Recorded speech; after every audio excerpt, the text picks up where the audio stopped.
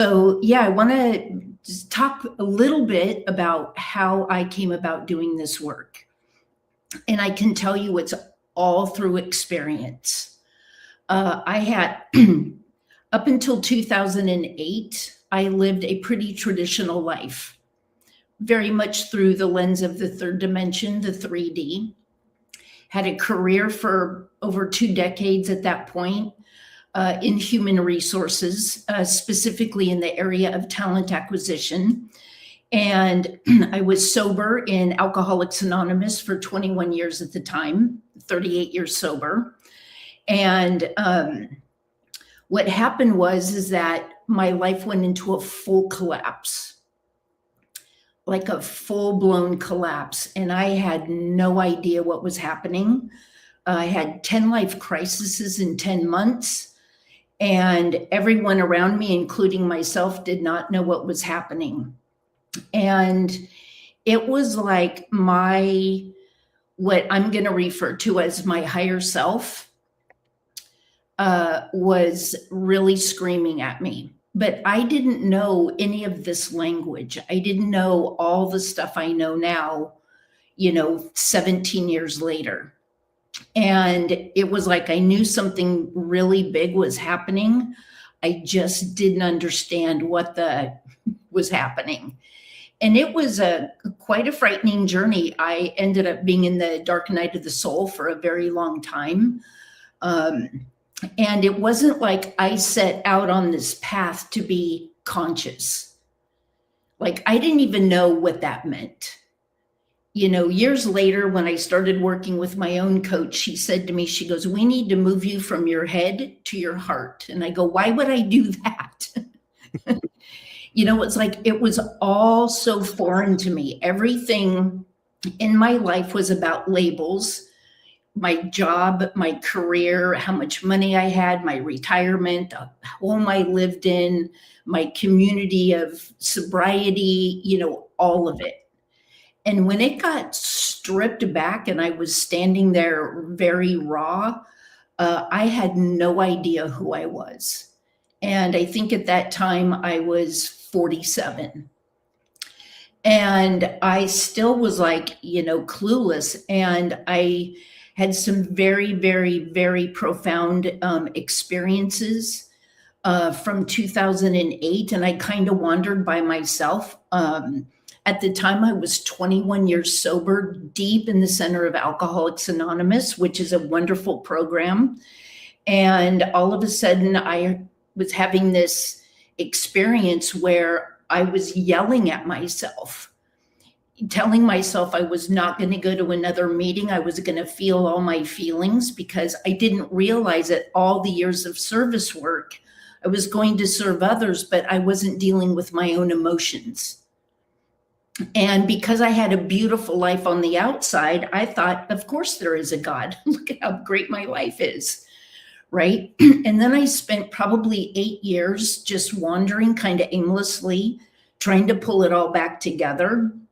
And then I met a coach and that I've been working with for many, many years. And that was when we discovered I was in the dark night of the soul.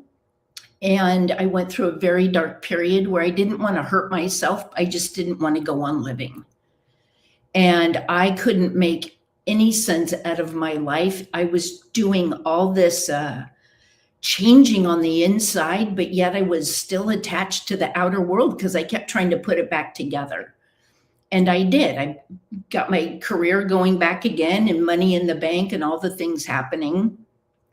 And then I started to have some very deeply profound experiences working with plant medicine, and which I didn't think I would ever do because of being in AA. And so what happened for me is that I started working with a shaman and a coach, and then I started combining those two pieces together, doing my own work. And then I started to realize over my own journey that self-awareness was not something that I had at all. And the depth of experiences that I've had both in the fifth dimension and the third dimension have been extremely profound.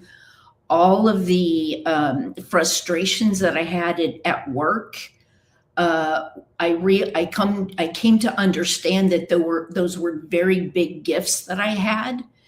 And because I didn't have any self-awareness, I would get frustrated at work and I would just think everyone was dumb and incompetent. Not realizing that what I came in with in this life, in this incarnation, were these beautiful gifts. And so I was in my ego. And what I started to learn through my own journey, and when I say I do deep work, I mean, I have been purposely single for the last 5 years, and I do very deep, deep work within myself because I cannot teach what it is I do not know. And how I know that is through my own experiences. And so I have tested the limits of a lot of things. And the journey has been very ungraceful at times. But what happens is that if we kind of look at the essence of who we are, like if this is our essence, and this is why we call it the layer of the onion, right? It's just like we are these layers out here. And we start out here in this layer of the onion. The amount of work I've done, I am way into the center of my onion, right? And that's why we seemingly always feel like, I thought I worked through this, right? I thought I worked through this. What it is that we cannot deal emotionally, mentally, or spiritually with things that we don't have any experience with. So it's kind of like we don't just go to Harvard, right? It's like we have to go through kindergarten through sixth grade, junior high, and high school to get the foundation. And that's kind of what happens. It's how we can get into the center of who we are, right? And start to understand what our true purpose is in this life. It's not to grow up, go to college, find a mate, have kids, and go into debt. That is not the sole purpose here in this incarnation. And so for me, where I have really come to understand a lot of things and where I work with people is that I start with self-awareness first. Because without self-awareness, nothing else can shift. And I wrote a book that I published in 2008, and I'm actually getting ready to do a first edition or the second edition. And what I started to realize in my own writing when I read it out loud for the first time to someone is that I was a victim of my circumstances, like 99.9% of the planet. We believe that everything is happening to us. We don't see it as happening for us. And that's how we become the victim of everything. Well, you said that to me, so you hurt my feelings. That's why I'm mad at you, right? So we go into this this battle that you triggered me, so it's your fault. So we go into the victim, and what we don't understand is that when we're triggered, that is where the medicine lies within us. It's the time where we go, well, why am I triggered?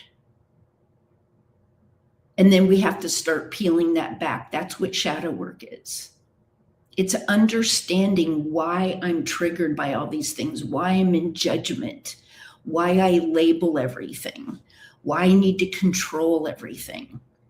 And when we start to, and it's kind of like, you could ask the question, well, why in the hell would I want to do that? Why would I want to look at myself that way? That is where the true freedom is.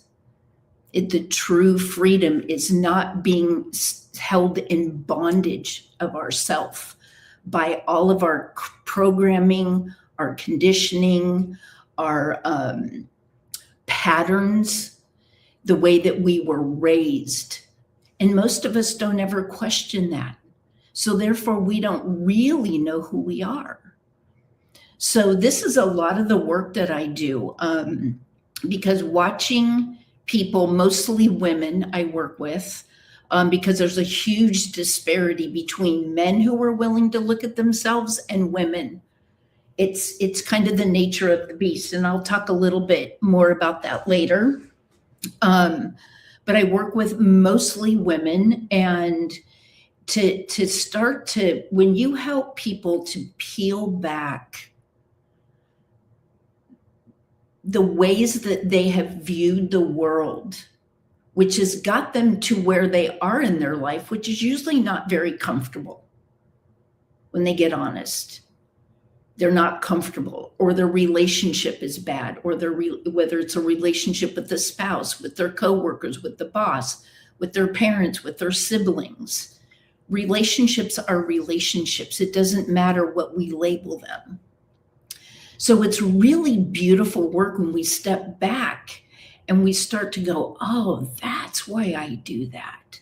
That's why we start connecting our own dots. And so it's a really beautiful thing to witness others going through a level of understanding who they are and how they operate. And I've been through a lot of stuff. I mean, I've been through breast cancer. I've been through losing everything. I mean, there is not anything that I really haven't had to experience, because in order to understand and track someone where they are in their process, I've had to go through it. So my experience does not come from a book, or my teachings do not come from a book. They come from real life, very profound experiences. So I will there. No, thank you. I had so many questions coming up into my head through everything you were sharing. And one thing I want to add, though, real quick, is to acknowledge the intro. You were commenting about it. That is my cousin does that for me, and he does phenomenal work. He does my intro and the outro, so I'll let him know that you said that. He loves to hear how people are loving his work and how it's helping my show. And we just collaborate on that, and it's really cool. And one thing about your way you phrase everything, I love how you paint the pictures with your words. And I kind of personally have this theory around shadow work, that the dark night of the soul is the catalyst that starts the shadow work, that is part of the hero's journey that we all do. And I don't view it, I get why they call it Dark Knight, but somewhat I wish they wouldn't, because it gives this connotation of you're going to go into this really dark, dismal, scary place. And granted, some people may, but you may not. And so I wonder sometimes when people are doing their shadow work and they're, having a dark night, if they don't think of it that way, because it's not dark and it's not like this scary thing, and they just totally miss the opportunity. Yes, that is true. But I can tell you, when I experienced it in 2008 for probably over 10 years, when you don't know what's happening, it's a very frightening place to be, because you are crippled with anxiety and depression and confusion. It's why people commit suicide generally at about 6 months. What I came to realize, and I actually wrote this in my book, I'm like, my own soul sent me into the dark night of the soul. It was a wake-up call, and I wasn't getting it. It's why things got more and more and more and more painful, until it literally stripped everything from me in that collapse in 2008. Right. And so what happens, and I'm glad that you brought this up, because it kind of touches on something else that I think is really important. I learned back in 2008, I stopped labeling things good, bad, right, wrong. I didn't stop then. It's when it came into my awareness.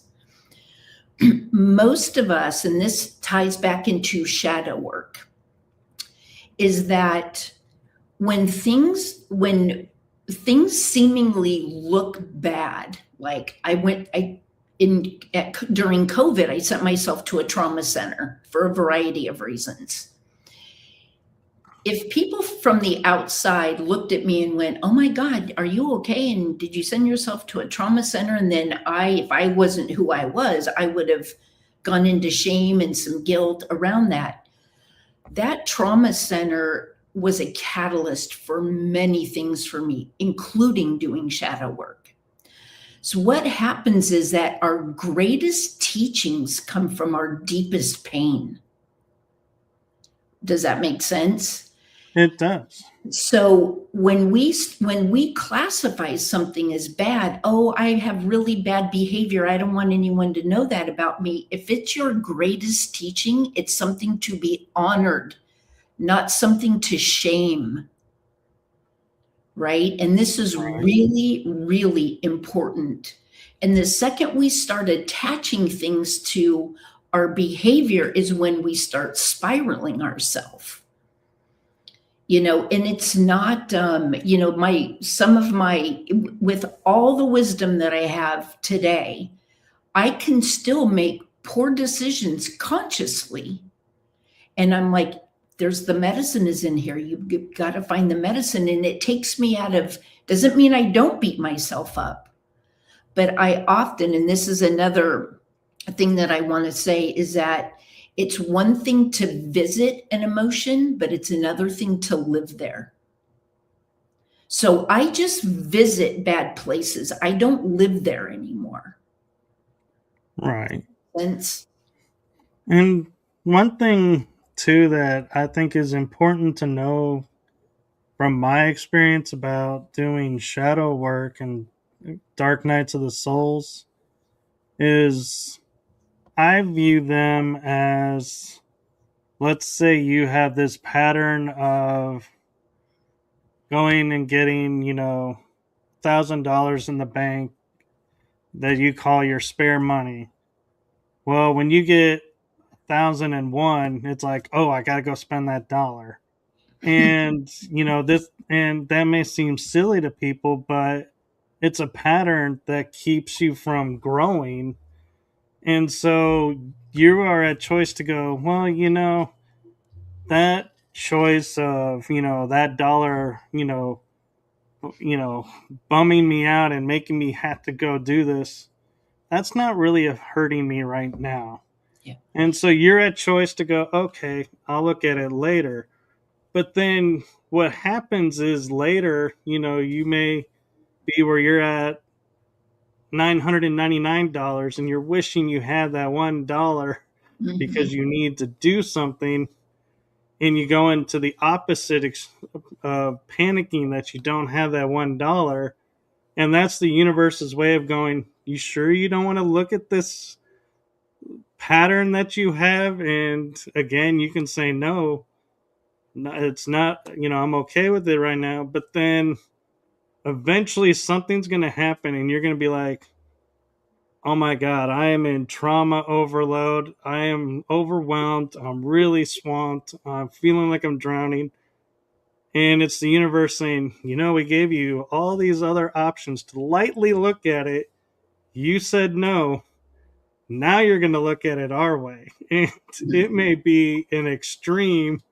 And you're like, okay. It's like my dad would call it the cosmic 2x4. And I go, yeah, I call it the cosmic 6x12. Got to really get that going.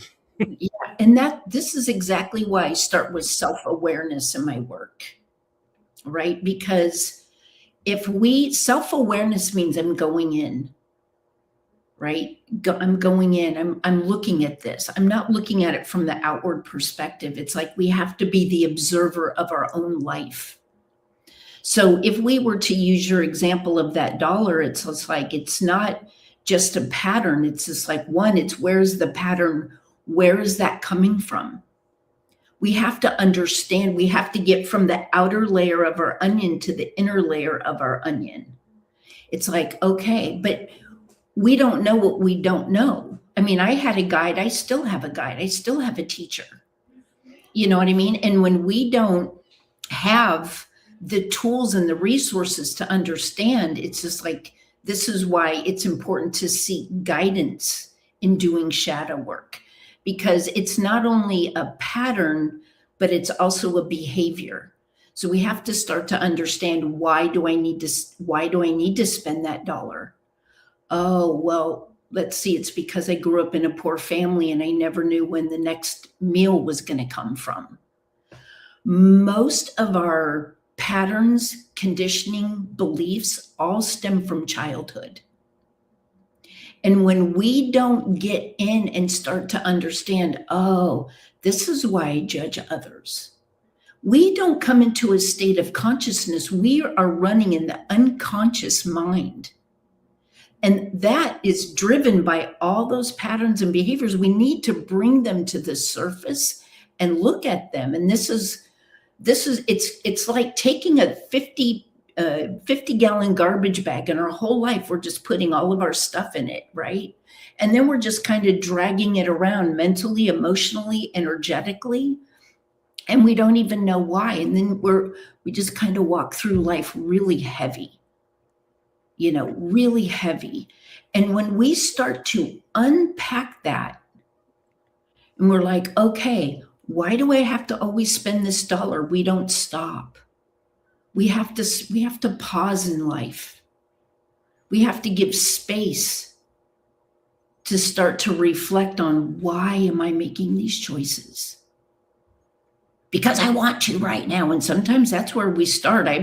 Trust me, in some areas, I started with just because this is what the fuck I want to do. That's why. You know what I mean? And then it started to soften over time. Go ahead. I was going to say, too, is when, you say childhood, there is aspects of our lives that we don't think about. And in the metaphysics, we call them past lives.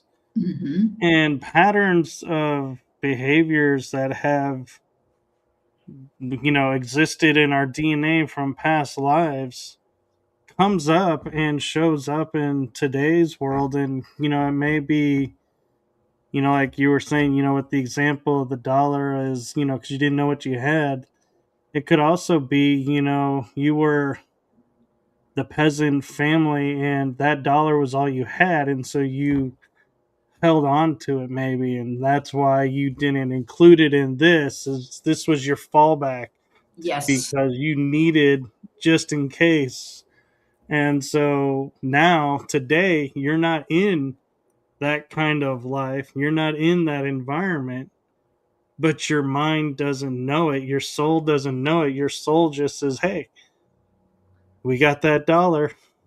Yes. Hey, here's, are we going to do this pattern? Are we going to run this program? Yep. And sorry, I'm so glad you said that, because this is a very multi-layered existence that we're experiencing, right? It's our soul comes in with a blueprint and says, this is what I'm choosing to do in this incarnation, right? And we've had many incarnations. It's like understanding, and this is why I used to get frustrated in corporate America, because the things, I used to run massive projects before I got into human resources. And I couldn't even believe at the age of 32 that I was doing what I was doing at the magnitude I was doing it. And everyone was like, how are you even doing this? And I'm like, I don't know. It was like strategically, I could just see everything. And I would just be like, this is what we're doing. This is how it is. And boom, boom, boom, boom, boom. And I would just start laying the course out in managing a $7 million construction project, furniture, actually. I couldn't understand for a very long time how I was capable of doing that, because I'm like, I didn't have any experience. And what I came to know once I started working in more of a spiritual space and understanding energy a little bit better and understanding past lives and gifts, I'm like, oh, I was told many times that I have been a general in many lifetimes. So then I started connecting these dots. I'm like, that's why I could do that. That's why I can become laser focused and get so much done, right? Because there is the element of that. There's the element of, yes, the karma we've created, our ancestral karma. We have a soul and then we have a personality. We have a higher self and what I call the small self. And most of us, I did the same thing because I didn't know any better. I let my personality, my soul self, be the bus driver of my existence. So if I'm the bus, if my existence is the bus, my personality was the bus driver, my soul was nowhere to be even discussed. I didn't even know what that meant. This is what our intuition is, right? We follow our intuition, our higher self. It's our guide. It's leading us to our purpose. And this is why I said at the very beginning, I'm like, the purpose here is not to grow up, go to college, find a mate, have kids, and go into debt. It doesn't mean we can't have those things, but there's no discussion, no attention to the soul. And the soul is what our primary purpose is, with the personality coming in behind that. Right. And one of the things too that I think that is the issue that a lot of people have in shadow work, and again, this is from my experience and from what I witness, watching everything, is we're a society of, we want the magic pill. We want it to be a one and done, never have to look at again. And so as we, like you're saying with the onion, you work on it. You're like, okay, I did the core, I did the work, I'm done with that.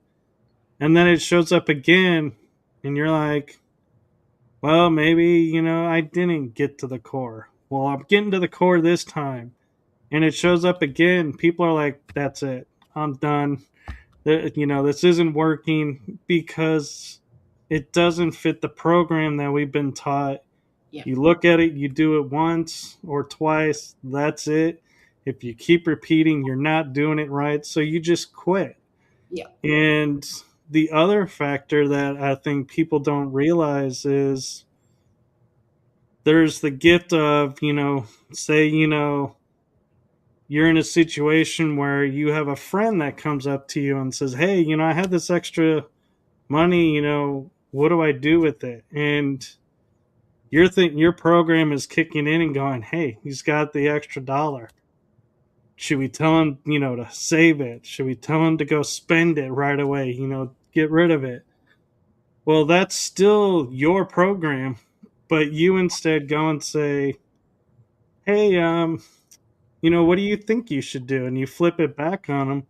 That's you showing growth, but at the same time, it's like what I like to call the sideways, where the same issue still will come out, but it's not you directly. So it's like your mind is like kind of tricking you a little bit and going, hey, here's that little shadow work issue, but it's not you doing it, so you don't have to worry about it. And it's like, to me, it's like it's the universe's way of saying it's still here, but look at how you're not taking it on. So look at your growth. Okay, we'll let you go now. But yeah, so in other words, it can come out sideways in ways we don't anticipate. Right. And this is, again, why self awareness is so important. I can only speak through the work I do. I can't speak through how others do shadow work, right? Because what self awareness does is it takes us from a place of going outside of ourself, right? Because most of us, no matter how much you pull back all of our shadow, what 8 billion people on the planet experience is low self-worth and low self-esteem. Okay. So in the work I do, while we're peeling back, we're also building that. Because what that does is that it keeps us from what we call energy leaking. Most of us, we have a bad day and we got to spew it out to someone. That person cut me off, right? And there it all goes. We don't ever stop and pause and go, wow, what's going on with me right now? Why is my nervous system dysregulated? Why am I so angry? Why am I so frustrated? And then because we don't do that because it's scary for people and they don't even know how to begin. So what happens is that when we start looking at ourselves very deeply, we stop going to others for confirmation and validation. I don't need to ask you what to do with that dollar. I already know. Does that make sense? It The does. the only way to get there, I have a tagline, the only way out is in. It's the only way.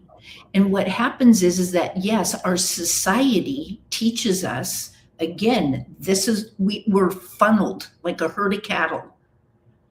That's why we have the matrix, right? It's a herd of cattle because, again, we're in so many layers, not just in our own onion, but energetically, universally. We live in a massive galaxy. We live in a massive galaxy. We're energy bodies. There's no difference between me and you from an energetic standpoint. And it was many, many years ago, I was like, before I knew anything in my life, like when it unraveled, and then I had another bunch of crises happen after that. I was like sticking my middle finger at the universe, shaking my fist at it, going, what did I do to deserve all this? Right? Like, why is it just crumbling down around me? What I wasn't understanding is that the very thing that I was asking to not have, which was more pain, my words, the vibration of my words and my thoughts were giving me the very thing I didn't want. And man, it's a very deep learning. It's why the way that I work, I don't work like a therapist. I don't work with like a psychologist. I work in session work. Like we do shadow work every 2 weeks. It's not about going out of yourself and then coming back in when you're in crisis. It's like, this is a time to go in and we're going to stay in. Because a lifetime of looking at ourselves and that onion, what happens is that when we start moving inward in our onion, the things that confuse us and causes pain and sadness and grief, it gets softer because we start to understand we're in a process. We start to understand we're in a process. And that process is surrender. Right. Surrendering to what it is that we're holding on to. Right. That's and where the sovereignty comes from. yeah, and one of the things that I had an epiphany in my experience with shadow work was, we, like I said earlier, you had the mindset of, oh, we're going into a dark place. We're going into something that's not working.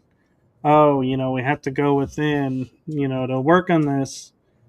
But there is a flip side to the shadow work that I feel like nobody notices. And I noticed one day when I was in a situation and I noticed my reaction was different than it was before. Mm-hmm.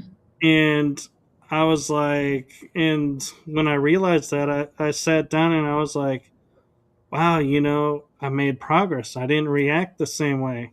Mm-hmm. But then I sat down, and when I really thought about it, I realized it's not that I reacted differently, it's I became aware faster of what was going on. And so I was able to take myself out and go, okay, here's the full situation. This, how am I going to react? Do I make the emotional reaction? Is that what's called for? Do I make a more calm, energetic response?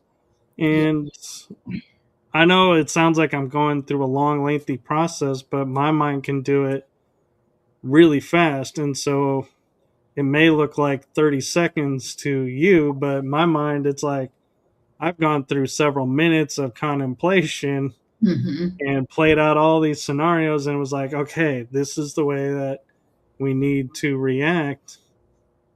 And I think that that's something that I think people need to be aware of, is to look at, situations and go, this used to trigger you and you used to get angry and it'd take you like an hour to cool off and be able to come to common grounds on it. Now you're able to do it in 5 minutes. Yes. Who Yeah. knows? Next time you may be able to do it in 2 seconds, but Yeah. we don't look at the small victories along the way. Yes. And that's another really important thing that you say, especially, and I'm going to speak specifically to women about this, because we hold so many roles. You know what I mean? As being a mother, that job is 24/7, right? We're trying to maybe have a career. We've got a family. We have a spouse. We have kids. We have our parents. We have our siblings. We have our friends, right? We're doing a lot of juggling, the household chores, all the stuff. Excuse me. And what happens, because again, I notice this in my own self. And when I start to notice, oh God, I don't honor what I've accomplished.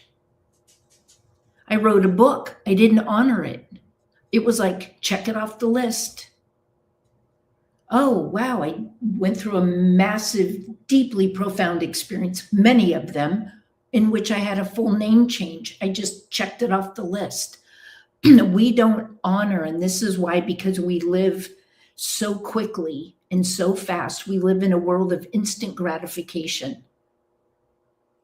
Is that when we don't take the time to stop and pause and slow down, I'm telling you, I used to run at 100 miles an hour consistently. When people meet me now, they're like, you were like that? I was like, yeah, because I was always in my head. I was in the ego, but the shadow, unwinding my own shadow and understanding and having compassion for myself brought me from my head into my heart.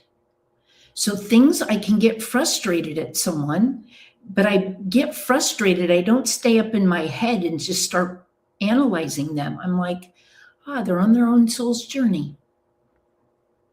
Everyone is in their own soul's journey. And I came to that very deep understanding when I had that cathartic experience with 21 years sober in 2008. And I sat there and I was like, if you would have asked me if my life would have been right where it is 3 months ago, I would have told you you were out of your freaking mind. And I was like, so if I don't know what my own life had in store for me, now I say my own soul has in store for me, I certainly don't know yours. And what that keeps me from is judging you for where I think you should be. That's not my place. Yeah. So all these things, so this is what shadow work and why I talk about how it sets us free. Because it truly does. It starts to free the mind and allows us to be in our heart, to allow us to live a more peaceful existence from within. Because we start to understand what's transpiring. Every layer of that onion is the same process. It's the same process. We just become more graceful every time we start to move in, right? It's why we don't have new things we're dealing with. They show up, the teaching shows up through different people because we have soul contracts. But the beauty of it is that while it's ungraceful and it's painful when we don't understand, every time and it's the most painful in that outer layer. But once we start to go inward into our own self, into our own essence, it's like, oh, because we have self awareness, we go, oh, I know where I am right now. This is really uncomfortable, but I'm in a process right now. We start to surrender. We come in. This is how our frequency raises. We don't demand ourselves into another frequency. Right. All this stuff is very multi layered, and yet it is extremely beautiful because this is how our field starts to expand. This is how, when it is that we want to manifest, comes through the energy field, not through what I wish. And this is why shadow work, which I'm now transitioning out of calling my work shadow work, because it's inner work. It really is a beautiful journey. And let me tell you, I never knew what I was made of until things started transpiring very painfully in my life from 2008. And now I stand and I'm just like, like grounded, in a way that, I couldn't have gotten myself here on my own if I wanted to. It took a lot of help early on, a lot of help. And now I go to my own coach every couple of years. I love how the universe works in synchronicity because I just did my very first presentation at a conference on Saturday, and it was on the power and mythos of the hero's journey, which, in hearing you, I feel like your soul journey is another name for the hero's journey. And part of what I was explaining in the hero's journey on the 3 steps that Campbell set out for us to follow, I call out the shadow work side of it, and I go, you are at choice to look within yourself and say, this pattern doesn't serve me, and do shadow work around it. Yeah. You're at choice to, if somebody, walks up to you or bumps you, and the way you react to that situation, you are at choice to do the shadow work around your reaction. And I said, so unfortunately, guys, I'm sorry to say, but there's always shadow work everywhere. You can't avoid it. And I said, but here's the thing. Here's the key to your shadow work. You're in the driver's seat of it. You're in control of it. And you determine when you're done with it. And so, I use the journey as the whole shadow work aspect of it, and going, you decide, okay, I'm going to start doing this, and going, I'm comfortable where I'm at with the realizations I have now. And it's totally fine to go, we're done. Yeah. Now, you may, still be triggered by stuff, but not as badly. So you're like, I'm getting overwhelmed. I feel like I've done enough. I can do it now with this, and the next time, I can go deeper. And that's totally okay. You don't have to go the full distance and do the full thing. And on Mhm. the flip side is, I was saying to people is, you can look at it that way, or you can look at it and go, wow, look at this growth that I've been doing, and look at the power and knowledge I'm gaining. Yeah. What more can I get? And keep going. Yeah. Both of those are totally the right answer. But what it comes down to is, you in the driver's seat. You're the hero of your story, your journey, your work. So it's up to you to decide how it's going to look and how it's going to play out. And I think, there's a huge power in that, because a lot of people, when we mention that, they look and go like Luke Skywalker. They're like, that's a character in a movie. That is so scripted. That's not reality. And, that was this. We write it off. But we never own it as our own. And so that's what I was in my presentation bringing awareness to. This is us. We are this work. And I even laughingly said, when we transition on, the shadow work doesn't end. It still goes on the next step. So you're never actually going to lose it. Right. And this is why when we don't understand the soul's purpose here, we're going to come back and repeat it. That's why it's like, it's very powerful work. It's very powerful. And it holds you in a place of like, I am grounded. That's our superpower, is the ability. It takes courage. It takes bravery. Even if you think you don't have any, you will find it. You just will. And we do that with a lot of support around us.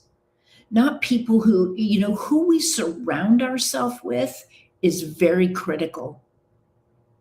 Because I can't, if I'm already scared and afraid of what I'm going to look at inside of myself, and then everyone in my universe is telling me and just compounding that, I'm not going to get anywhere. But if I'm scared and frightened and I surround myself with people who have walked the journey before me, I will grow. I will change. There is a transformation. I can assure you there is a transformation that will happen. I mean, nobody can take what we choose to do, because we have so many aspects of ourselves.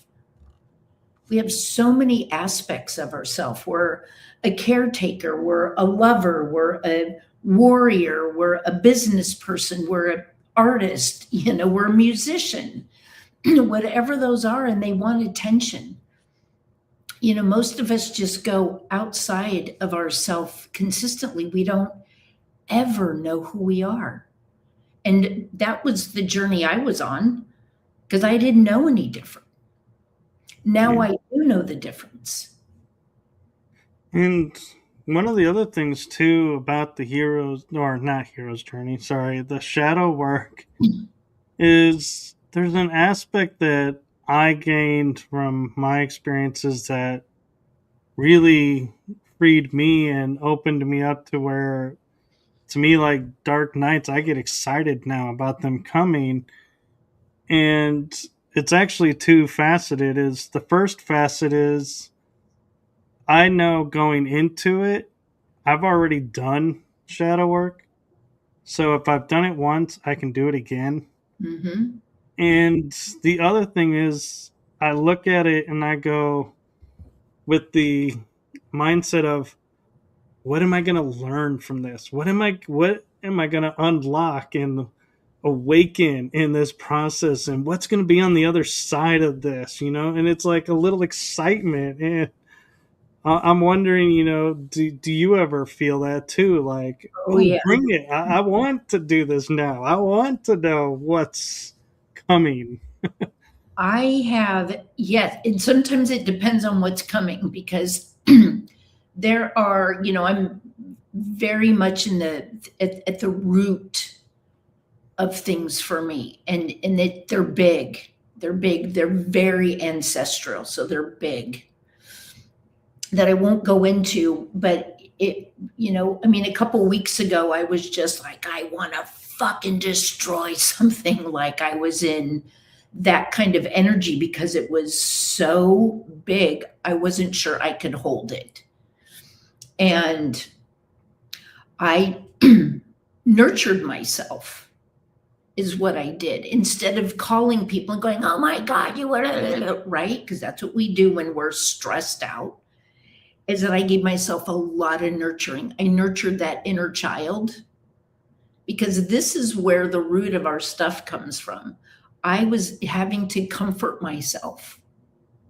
And in doing so, I was like looking around the house. I'm like, I just want to fucking tear this house apart.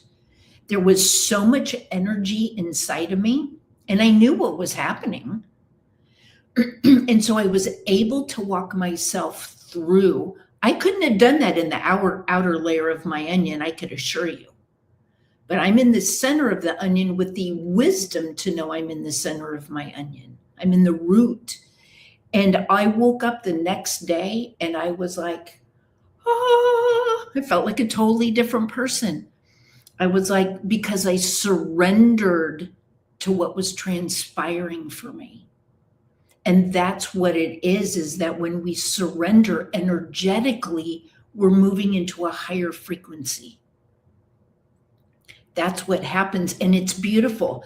The magic, which we haven't even talked about yet, the magic that happens by doing shadow work, it's like we're getting rid of the clutter, right? We're getting rid of the clutter. The deeper we go, the higher we will rise. We can't go this deep and expect to rise this high.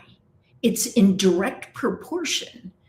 And the things that I have experienced with medicine and without medicine, the ability to see into other dimensions, the ability to see things for what they truly are, not through the lens of the 3D. It's like, oh, wow, that's fascinating. Yeah. You know, I also lived in Sedona for 3 years. That was quite a journey, what I experienced there, what I could see there. And I had people confirming and validating that what I was witnessing was actually true.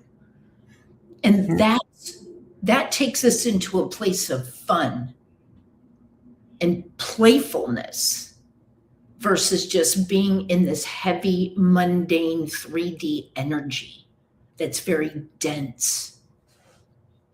The magic happens through doing the work, because that's the treasure.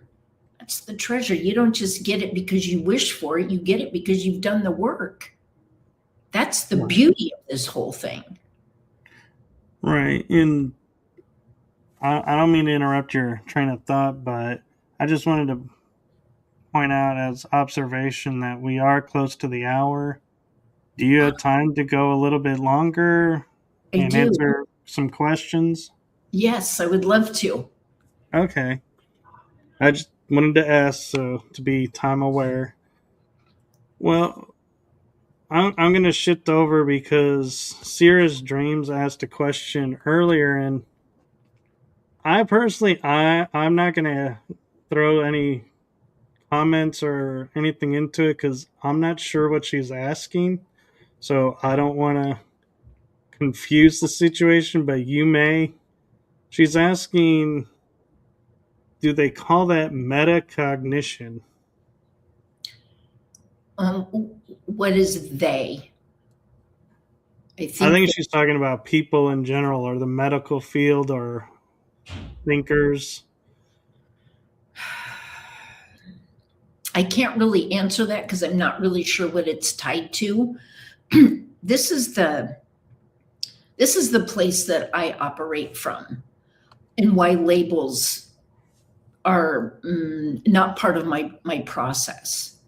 Because the medical journey, unless it's something scientific or where like science and spirituality are finally coming into a marriage, right? Everything is about my own journey, because what I have experienced has been so deeply profound, it's not even funny. Metacognition is, I believe, within the mind, right? So we're in the mind. We don't want to be in the mind. We want to be in the energy field. See, most of us go in and we start analyzing. We start analyzing. We start analyzing. We start analyzing with a mind that we only use 10% of, a reptilian brain, 10%. So if we only use 10%, we're not using 10% all the time. We're using like 0.5% of it. Right. Right? Some people less.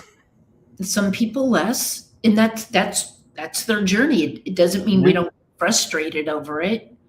But what happens is that the more that we come into self-awareness and we start to realize that there's all these unconscious patterns of judging and criticizing people constantly, it's like a tape running in there, right? It's like it's like excess weight. It's like, why does this even need to be here? That comes from an old pattern. That's a childhood pattern that probably one of your parents or a sibling or a teacher criticized you. And until we understand that, we will continue the patterns of behavior. We just will. They Right. won't go away because we ignore them. They won't go away because we looked at them once. And so I'm not really sure at what point in this conversation that she said is that metacognition. It was when we were talking about going within and doing the shadow work and everything. Oh, she's in the chat room. Thank you, Serious Dreams. She says it was on being aware of your surroundings, the stopping yourself before reacting, assessing the situation. I can't honestly cannot answer from the question of whether that's metacognition or not. What I call it is self-awareness. Because we're not going into what is seemingly transpiring, happening to us. We're pausing and we're reflecting. We have to become the observer of our own existence. Wow, what just happened right there? I realize that really triggered me. Well, why did that really trigger me? Where did that come from? How did that make me feel? I go back because we start to peel it back. We don't just stay at the surface and go, you did this to me. That's where the victim, this is such a multi-layered journey we're on. It's awesome. It is. And to me, an aspect, and you can correct me if I'm wrong, but when we talk about the magic that happens with the shadow work or inner work, is I'll notice, my mind starting to get cluttered and it's hard to focus, and I feel stuck in some stuff, and I'll look around and I'll be like, man, my desk is like, I can't even see the desk. It's so covered. And I'll start to go through everything, go, don't know why I saved this, don't need this anymore.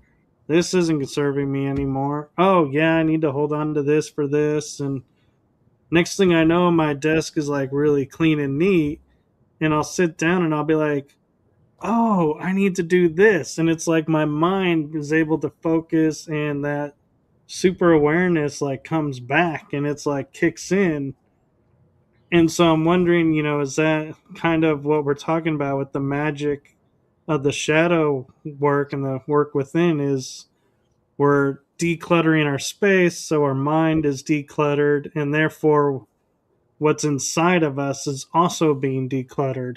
Yes, because most of us go into storytelling consistently.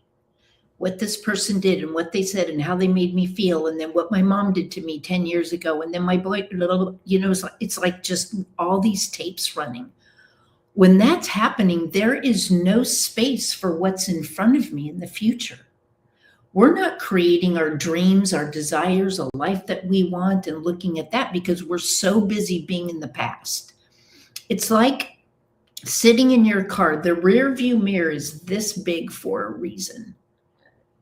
The windshield, which is for the front of us, is big for a reason. The rear view mirror, if you kind of look at it as a metaphor, it's designed for you to glance into it, look in the side view mirror, look in the, you know what I mean? Look back and then look in the side view mirror and then focus again on the windshield. But most of us look in that rear view mirror 24/7. We're so busy being hurt and angry and resentful at everyone who has done everything to us because we haven't received the medicine from it. It's why the pattern keeps repeating itself. When we start to see that, oh, you said something to me that triggered me, And now I'm going to receive that. That's the medicine. That shows us where we are not healed. But when Right. we don't know that, we just keep doing the same thing we've always done. And as we get older, we get more and more, our body starts to calcify. Literally, it starts to calcify when we're holding on to so much stuff. I had a woman, not only did I go to that trauma center 5 years ago, but I've also taught there for over a year as of recent.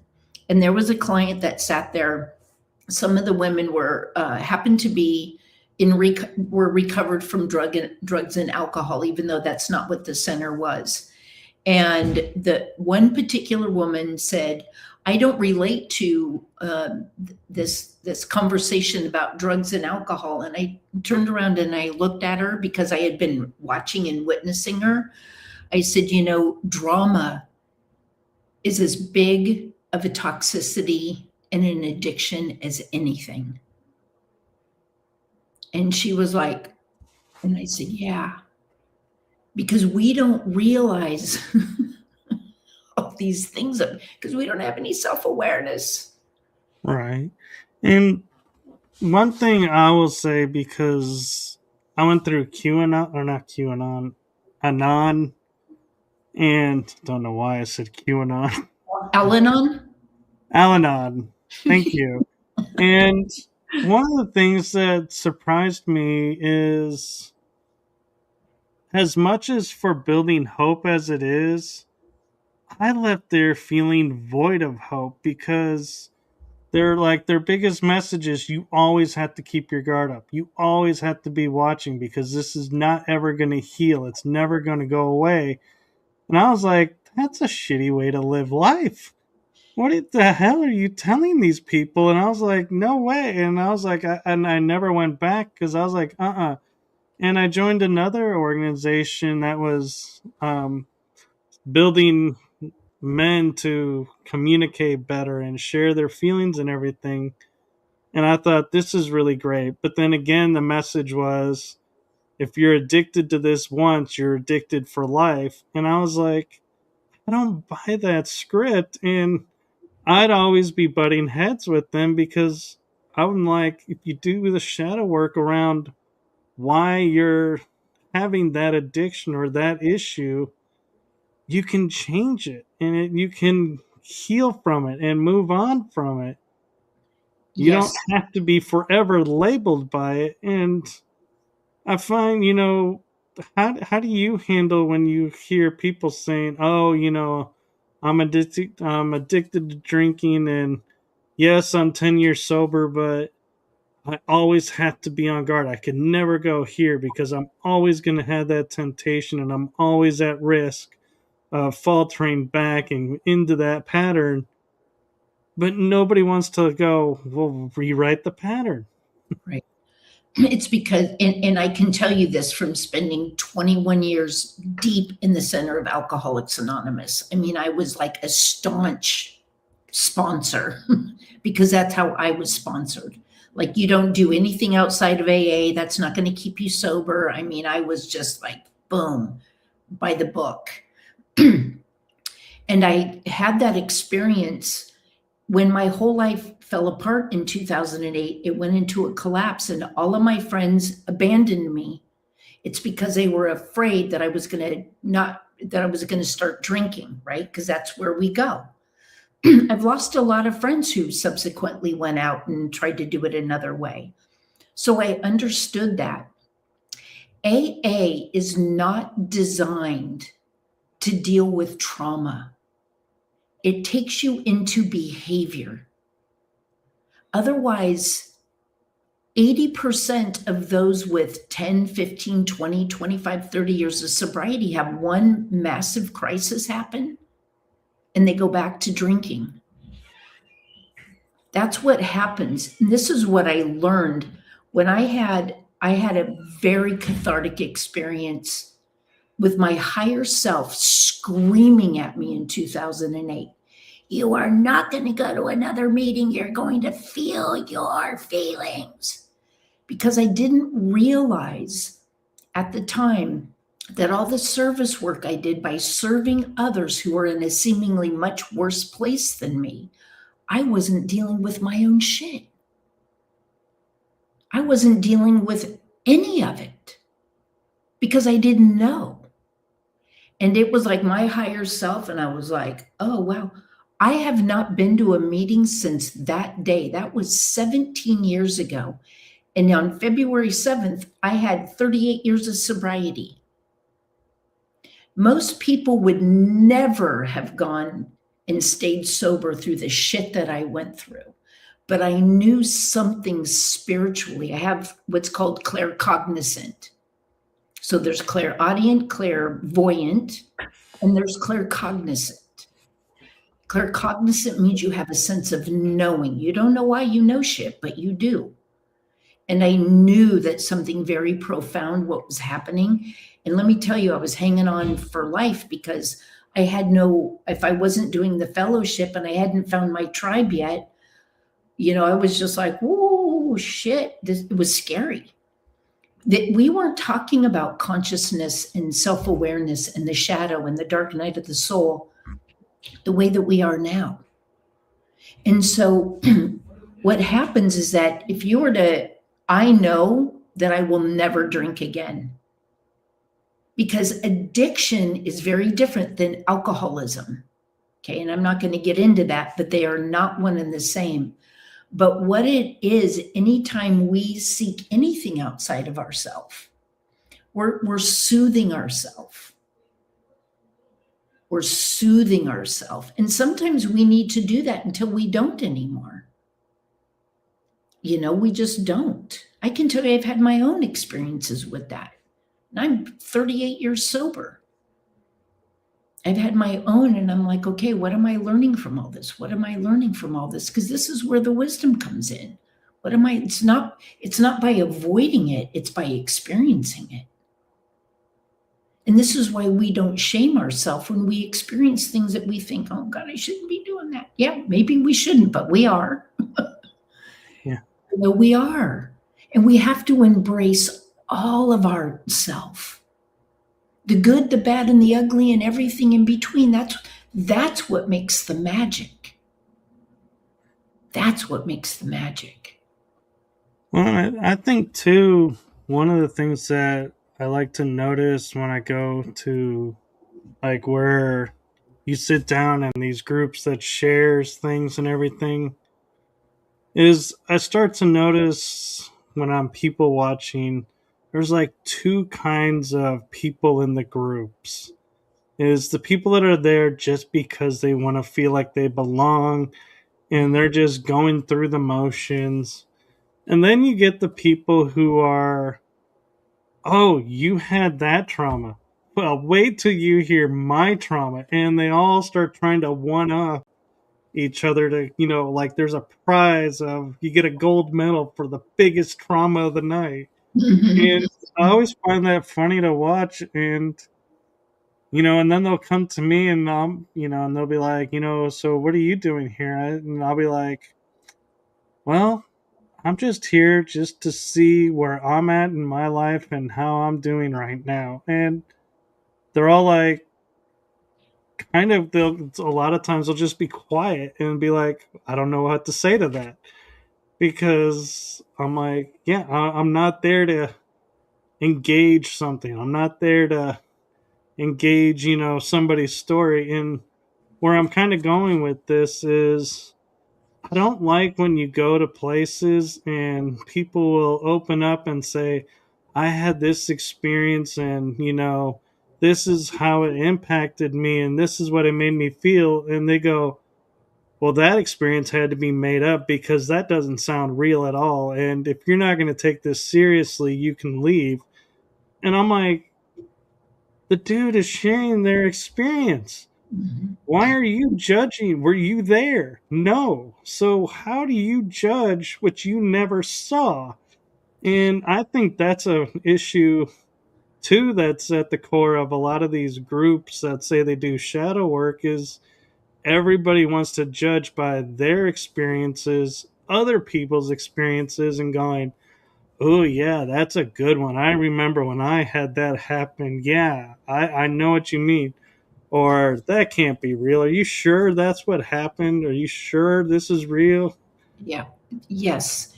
And who holds the container for that group is the most important person, because that's what it is. There's no control of the container.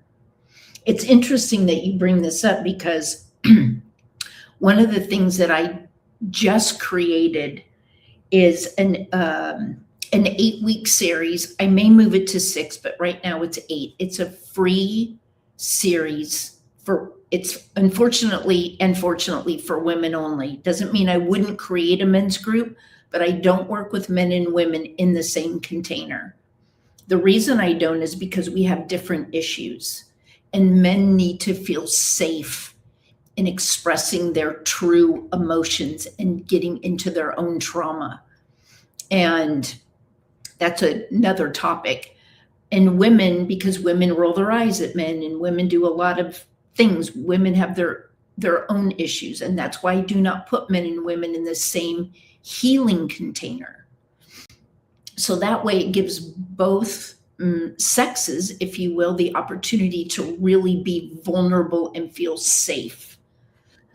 What happens? So I'm creating this 6 to 8 week, we'll just say, series, and it's focusing solely on self-awareness. It's free, and I'm getting ready to put it out there. I have to get it on my website and all the other stuff, but I have all the work done. And there's guidelines. And I call it entering it into the garden, right? So the holding the container is really important.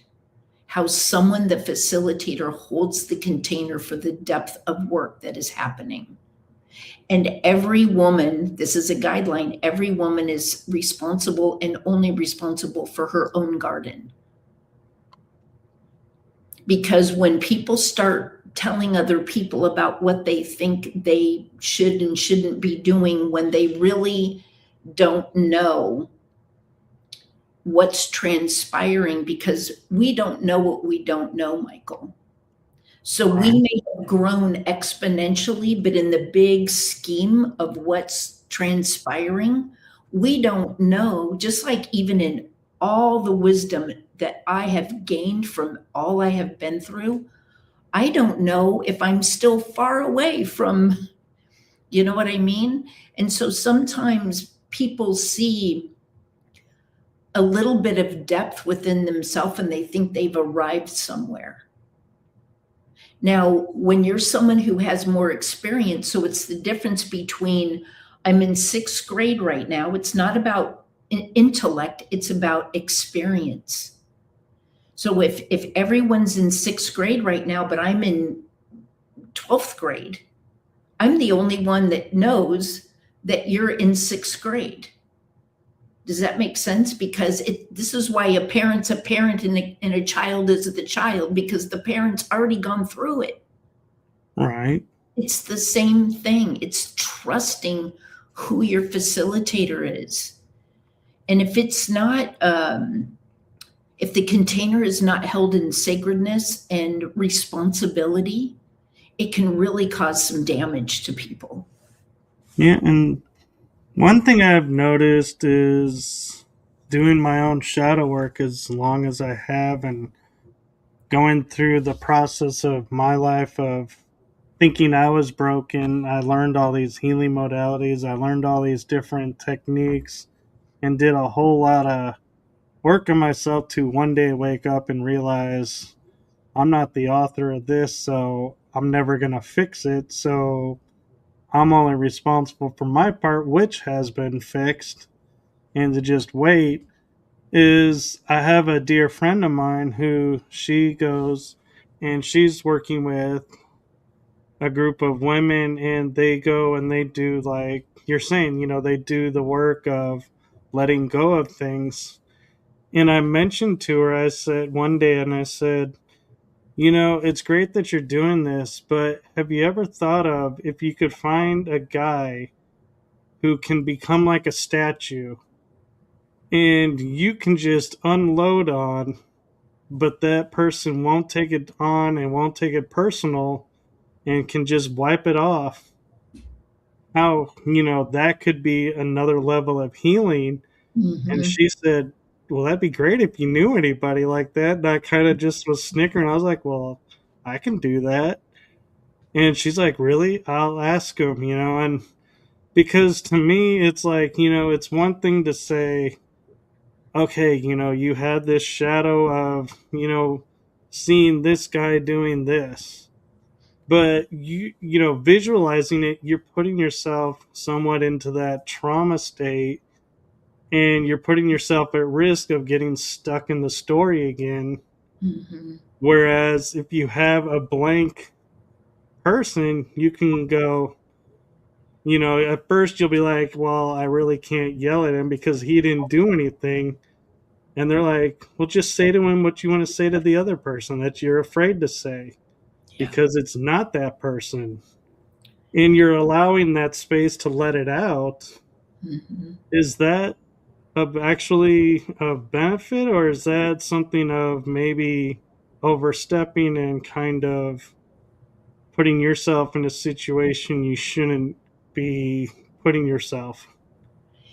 It and that's a really great question, because, and you said this earlier also, and I want to tie these two pieces together.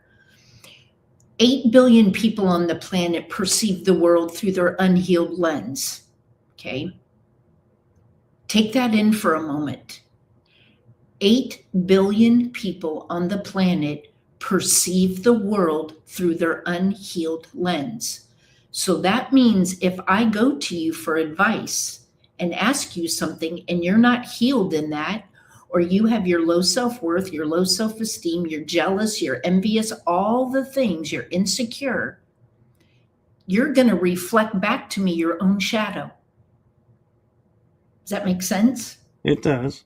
So, this is why a facilitator is very critical, because someone who has done their work does not respond to someone through their unhealed lens. Okay. Because you're mirroring back to someone what it is that they're giving you. But you have to have the ability, not you, the individual has to have the ability to go, this is what you're reflecting. And you're helping them to see who they are so they can start to look at it. And then there's guidance that comes with that. You don't just give people what their wound is and not give them anything to help heal it, Right. right? Because that's Yeah. what happens. This is why when a healer doesn't do their own deep work, they can only facilitate, guide, and teach to the level of their own depth of their own shadow work. Yeah. I was more, and I get that and I understand that. And I was coming at it as I can make myself stoic like a statue to where, they could, I might interpret it as them being silly, letting out whatever they're letting out, but I'll never crack a smile. I won't be snickering and laughing.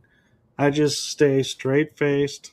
And if they're yelling at me, I don't sit there and get like clenching my fist and getting defensive. I just have the same stoic face. Yeah, you're So holding the there's container for them. That's what right.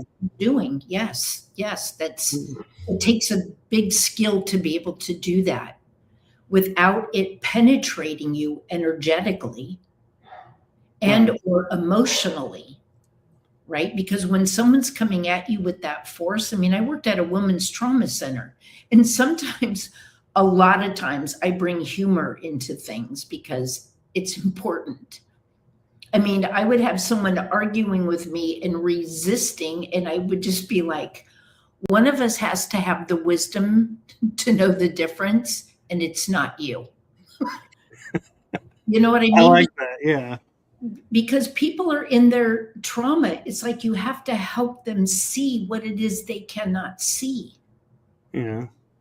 The only thing I can foresee is if I was in that situation, I would have to have either my friends having my back or the actual facilitator of the program, to where if I go, hey, I need to step outside and take a breath before we keep going, that she's not going to go, well, we only have a finite time and you agreed to this because, there's only so much someone can take, and they need Yeah. to kind of ground and be like, okay, You have to shake it regulate off. the nervous system. And now we can go into like the next two people, and maybe, do two back to back and two, depending on how many there are.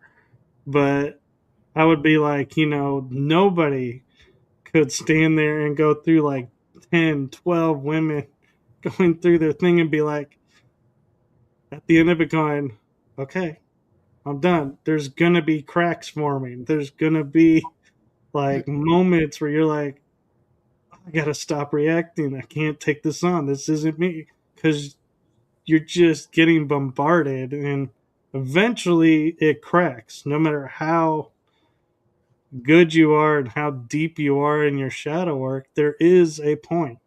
Nobody is resistant. And I think that's where the mutual respect needs to come in, to be able to say, hey, look, I know we agreed to do this, but I need like 2 minutes to go ground and reset. Can I Mhm. please have it? And be like, yes, Yeah. thank you for speaking that. Yeah. I mean, there's a lot of things because it's not just holding the container, it's also the energy. I mean, I still cleanse myself with sage every day. Oh, yeah. Holding a container for someone is, I used to put an energetic bubble around myself so that I wasn't taking on the energy of the person who I encourage to, especially women, don't express their anger. And it's necessary that we do. And so I encouraged it a lot. I'm like, let's go out into the field. Let's just go out into the field and let you just let loose out there and hold Yeah. the container. But no facilitator in their right mind would put a group of 20 people together and let them be in their grief and rage and anger. I mean, if that's the container you're holding, that's like for 5 people. You know what I mean? Yeah. I mean, I'm just guessing that's what they do. I'm not a woman, so I haven't been. So I'm just going, that's what guys do. And so I'm like, I'm putting it through that filter, and I own that. And it may not be like what I'm picturing, and maybe sitting there going, I can do 20 people easy. I don't need a break. But I'll just like, I know how the warrior gets riled up and what its potential. And I also know men and women are warriors. Mhm. So I'm like, yeah, I'm just picturing we probably enter the warrior state the same intensity. So that's why I make that judgment of, yeah, gotta have those breaks. Because Yeah. I'm picturing the intensity versus the verbiage and the, what do you call it, movements or their expression. That's it. Yeah. We, men and women, it's interesting because women express their self through their emotions and men don't. And I'm generally speaking, men express themselves through anger, through physicality, not anger, I should say physicality, and women don't. And what we need to do is balance those. They need to Right. be balanced in both the physical, masculine, and energy, because we have masculine and feminine energy we hold within us. Doesn't matter what your physical body is. That's Right. tantric work, which I also do, you know. Right. So there's a lot that's going on. So I know that we've run way over. Were there any more questions? Actually, I was just gonna offer you the space because we have like a couple minutes before it's the hour and a half, and if we go a little over it, I'm fine. I just was being aware of your time and didn't want to take advantage of it. But I want to offer you space to talk about awakening within and promote that if you'd like. Yeah. So, I want to talk about what I'm creating, what I just created that's going to start in towards the end of April. It is the series for women that is focused on self-awareness. And it's one simple topic. It's about getting quiet. It's about honoring ourselves. Because a lot of women really spend so much time being the nurturer of the family that they don't nurture themselves. And they get to a certain point in life, whether it's 20s, whether it's 40s, or whether it's 70, where they're like, oh my God, I feel like I haven't, and now I want to go here and I just don't know how. And going here doesn't necessarily have to be shadow. That will generally always come through. It always does. And so this it's called the Inner Work Collective. I'm super excited about it because it starts just with, it's like one topic a week. It's a very the container will, because I'm really the space for me is super critical.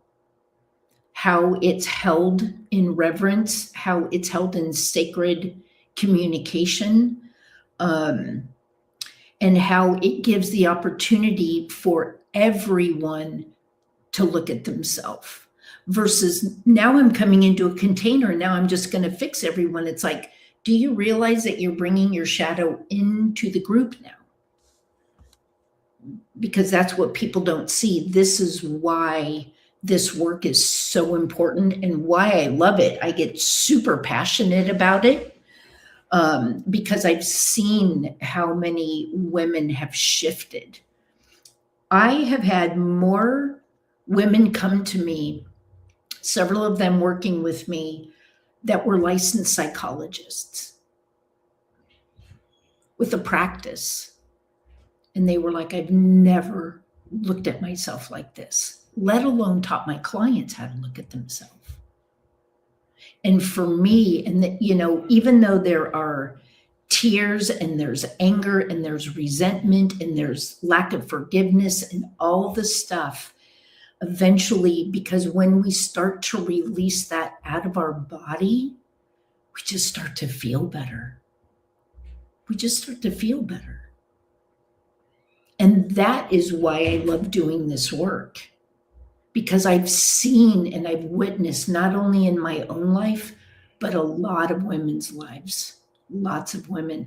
I love working with men, but men, if you look at churches, if you look at, not necessarily a synagogue, but mostly churches, yoga studios, a place of spirituality, it's usually 80% women and 20% men. And the reason for that is because men have been shamed.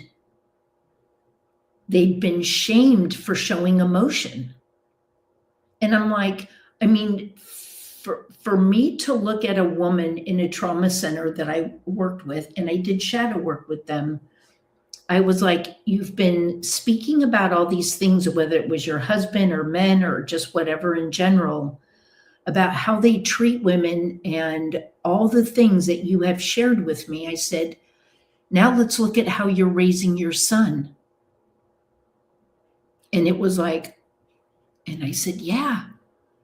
How are you raising your son to be the very thing you despise? See, this is where because we don't have any self-awareness. And this is what I'm saying. It's like trust me, I had two older brothers. I learned a lot. And I had this conversation with my brother in his 20s. He's like, do you know what it feels like getting hit with a fastball at 90 miles an hour? You're 15 years old, getting hit in the nuts, and you're told to shake it off, and you want to lay on home plate and cry like a baby. And I'm like, that doesn't sound very good. And this is the thing, is like, we don't allow that. So then men grow up to just stuff all these emotions. And then we wonder why we have problems. And women Exactly. have a whole other set of problems. But this is why I don't work with men and women in the same container, because I know how to hold the space for men. I get it. I've seen it. I've witnessed it. I've watched it. And it's just like, no, I've had grown men sit in front of me crying. And all I did was hold the space for them and thank them for being so vulnerable. It doesn't mean that they're weak. Vulnerability and power are two of the greatest. It's the yin and the yang. It's the masculine and the feminine. And the power, you talk about power, holding both of those. Ooh, my whole body has goosebumps right now. There's so much beauty in the depth of this work that I could talk about it for the next 24 hours. Oh, I'm right there with you. It's really beautiful stuff. And we would all, if you could imagine 8 billion people on the planet stopped looking outside of themselves and started looking inward, we would solve a lot of the world's problems. I agree. And I have a message for you, Yes. and that is from my heart and the heart of my shows to you. Thank you for what you're doing for humanity. Thank you. It's seen, it's heard, it's felt. So thank you. Thank you. Thank you for having me here. I love this. This was so awesome. I just, whether we were sitting on the lawn somewhere, you know what I mean, in a park, and I had just met you and having this conversation, it's like, I love it. I love it because I know what can transform for people. It's, And how I came about in my book, it's called Burning Down the House, my own house, transforming myself, because I didn't transform it for a better job and more money and this and that. I transformed from the inside, from the soul, from the purpose. And that's another level of beauty.